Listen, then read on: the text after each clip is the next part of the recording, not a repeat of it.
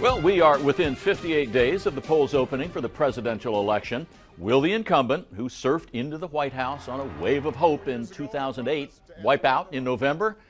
Now, the average of a dozen leading public opinion surveys compiled by the Real Clear Politics website shows President Obama leading Mitt Romney by a third of a percentage point with an undecided factor of barely 7%.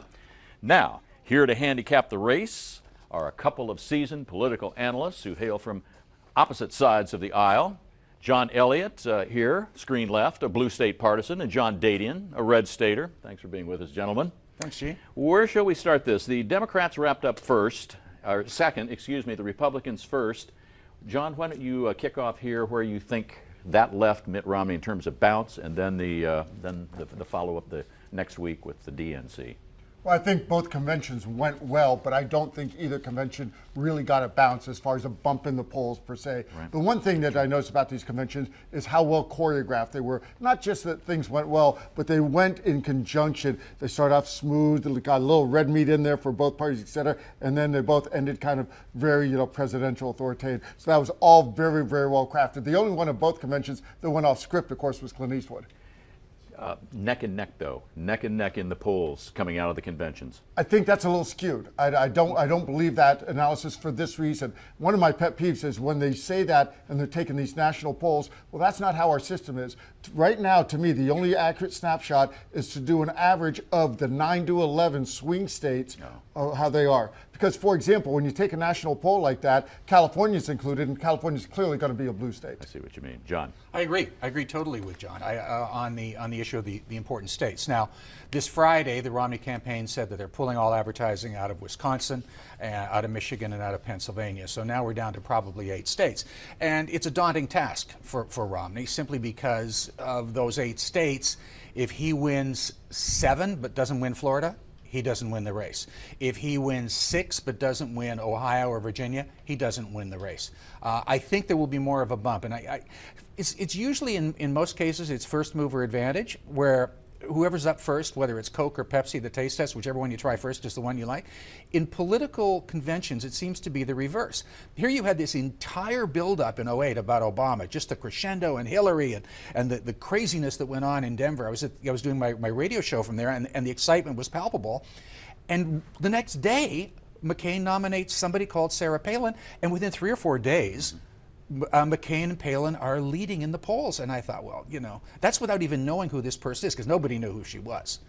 Very few people knew who she was at that time. So I think there's going to be a bounce, and I actually don't think it's close. I think it's over, and I think it's been over for a long time, unless there's some huge misstatement or a mistake, and I'll tell you why. Well, let me bounce this off John here. Do you reach that conclusion? I mean, we've still got time to go and messages to sink in. Oh, absolutely. I agree that it's completely over and that Romney wins. Without a doubt, I do on that one. The only way that I see the president winning right now, it's analysis of the 6th, you got to get the 7th. That's pretty accurate. But the only way that I see the president winning right now is if the Republican nominee makes a mistake. And the example I will use is that's exactly what happened in 1988 with Dukakis. He was leading by 20 points, short time before the race. The only way he could lose, but he made one mistake after another. One mistake, he dropped 10 points overnight. Another one, he dropped 10. That's how this race will change. On the conventions itself, the one thing that jumped out at me that amazed me is he didn't make a good case of why he's accomplished things in the last 4 years. His 2 biggest accomplishments, the stimulus and health care, weren't even mentioned at all in the president's speech. I have never seen that at all in the presidential for going for re-election. Your thoughts on that, and do you anticipate a mistake? Who's going to be more likely to make the mistake? Obama's a professional politician, surrounded by professional politicians. He's already been down this road, and he's tested on that, so I don't imagine he's going to make too big of a faux pas. Romney continues to make faux pas all along, and, Pinocchio Paul Ryan, I mean, this guy the marathon man, if he trips, his nose is so long that he would pole vault from Racine to Fond du Lac. I mean, they fact check him, and he's wrong on everything. They fact check Clinton, and he's right on everything. Let me tell you why I think this is over.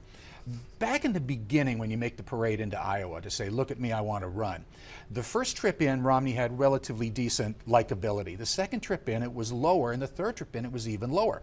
The more you get to see the guy, the less authentic he is, and the less you like him.